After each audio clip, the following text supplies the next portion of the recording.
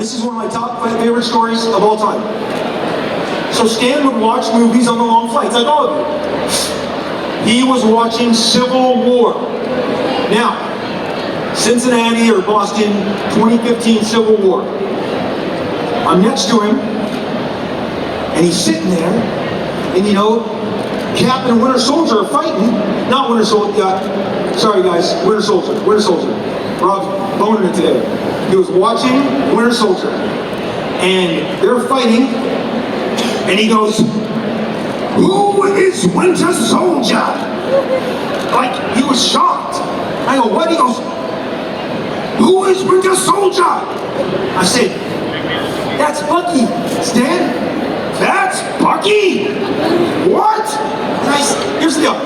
I said, "Stan, I was at the premiere with you. I saw you go in and watch this movie. I sleep with those things." Right on. Next time, that's where Civil War comes in. I'm leaning over. "Is Stan sleeping? Stan sleeping?" He was having a nice little seance.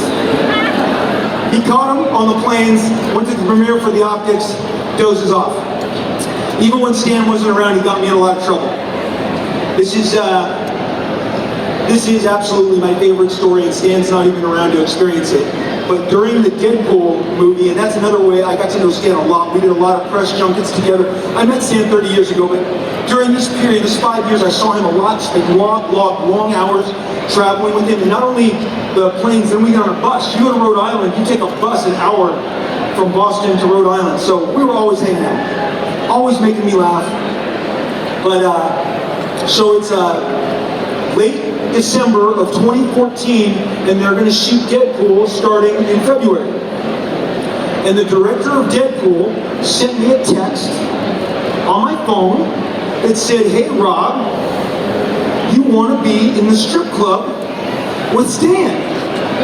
I can put you in the strip club with Stan." And I go, "Huh." Now at the time, my kids are 14, 12, and 10. Well, I see the text, I leave it on the table, and I walk away. And my oldest son, who's 14 at the time of the story, he's a do-gooder. Even of all our kids now he's 19, he is a do-gooder. He is a Boy Scout to his core. And so it's like, 5-10 minutes later, he turns the corner and he's quivering. And he's got the phone. "Dad, can I talk to you?" And I'm like, "What's going on? What do I do now? All I've ever done is love you." "Dad, does Mom know that you're going to the strip clubs with Stan?" "And who's Stan, Dad? Who's Stan? You go to the strip clubs?" And I'm like, "What are you talking about?" But that, like, literally, I said, "Luke, that's Stan Lee. That's the Deadpool movie. And Dad won't be in the strip club." A conversation I regret. Because I had to call Tim Miller and say, "Tim, I won't be in the strip club with Stan."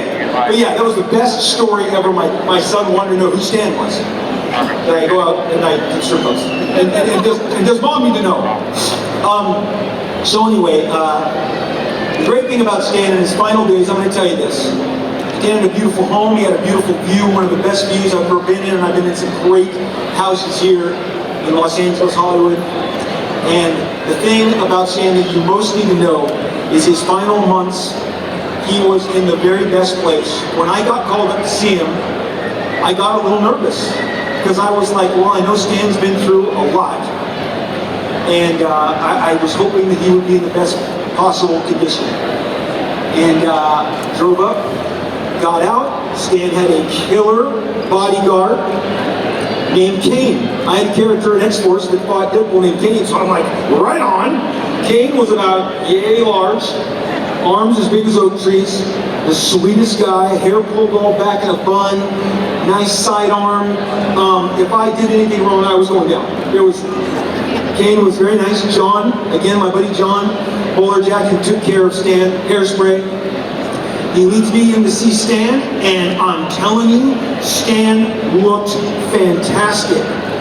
And that's when we had our chat for the afternoon, and John said, "Hey, let's get a picture." And I saw the photo, and I saw how Stan looked and the blue in his eyes, because honestly, I was like, well, if Stan isn't looking up to snuff, I won't share it. But I knew once I saw it that everybody here wanted to see it, because they wanted to see what great shape Stan was in. And Stan, in his last days, was resting because he had worked his butt off. The hardest working guy I've ever met in my life, and that's another way I drew inspiration from him, was how hard he worked in his 19. You go, Rob, but he wasn't really working. No, he was working. He was getting on planes and taking buses to come see you. And what he did with you, and so many of you know, he gave you his best self as long as he could. He made you, you left him thinking you had touched, Gandalf meets Obi-Wan combined. The wizard, the master. And he loved it, and he enjoyed giving all of you a piece of him. And so anyway, I just want to, take a minute and just give a shout out, because I know Stan's watching this show. He was a part of this show for many years, and just lift a imaginary glass to Stan and tell him you will always be the man. Thank you, Stan Lee. Thank you, sir.